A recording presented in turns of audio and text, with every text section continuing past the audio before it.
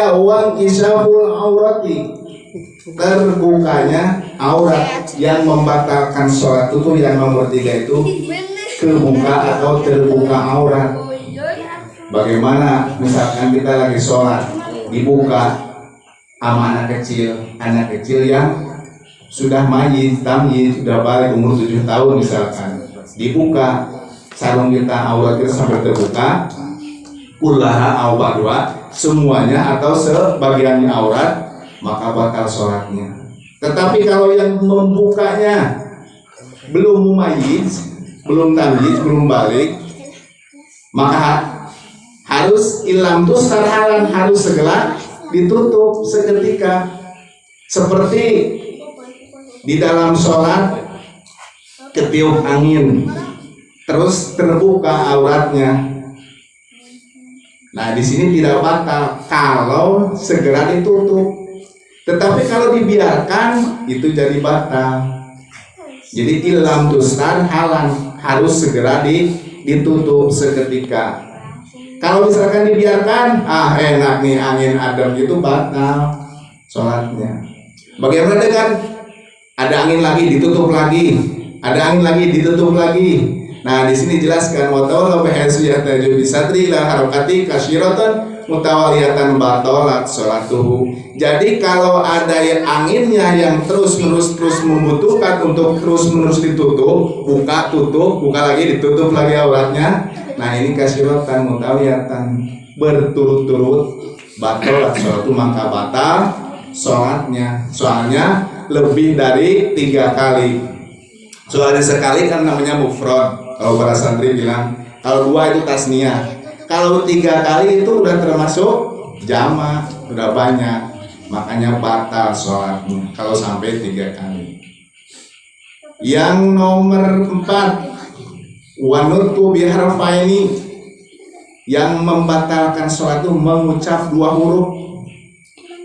Wa ilam yufuma, walaupun tidak dipahami 2 huruf itu. Seperti qaulul makmum bil imam, seperti imam duduk, kata si makmum kum, kan 2 huruf, qaf apa mim, kum artinya itu diri, ngadeg gitu ya. Kan itu ngasih tahu si imam, si makmum, kum, berdirilah imam. Nah, itu maka batal. Walaupun itu di sini sebutkan lil maslahati sholat, kemaslahatan sholat. Itu caranya itu bukan kum, membaca tasbih. Yang nomor 5,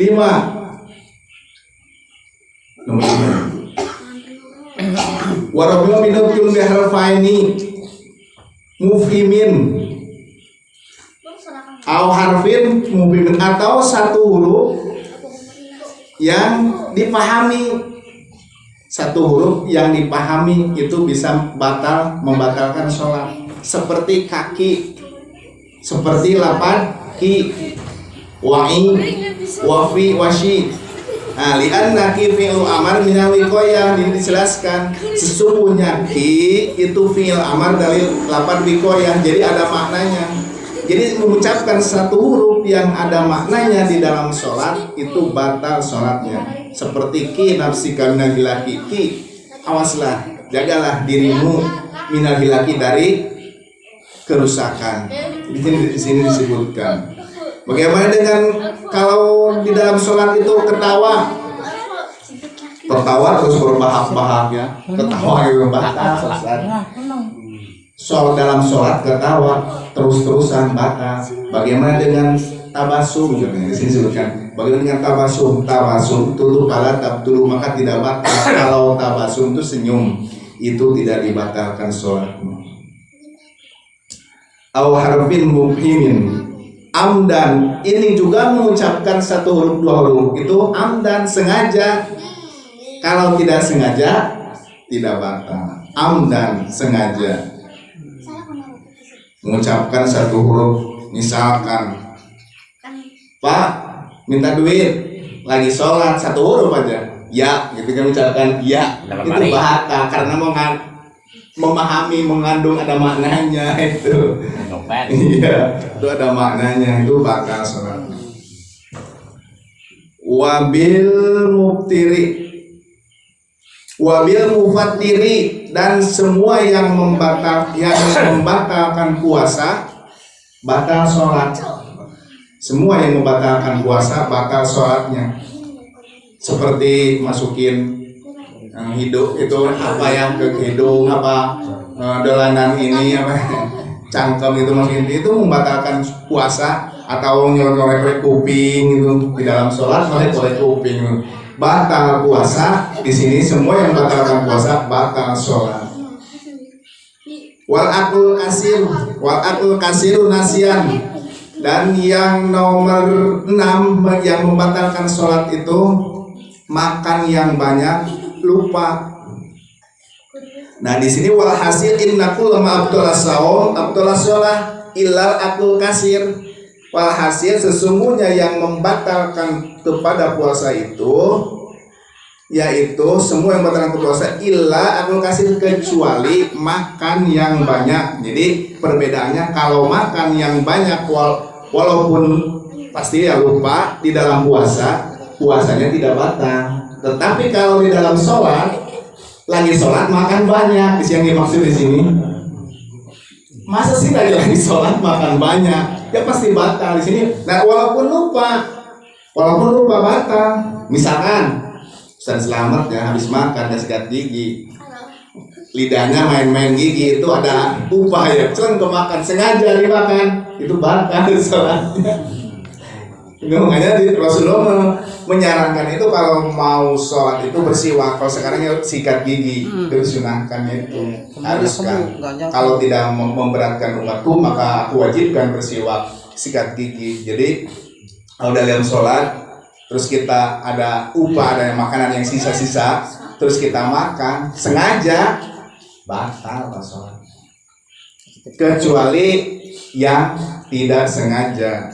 Di sini kecuali yang orang jahil ma'duron, orang yang bodoh yang dimaafkan, bi anna qurban min Islam, orang yang baru masuk Islam, aw rasa abaida anil ulama, atau orang tempat tinggalnya jauh dari ulama gitu.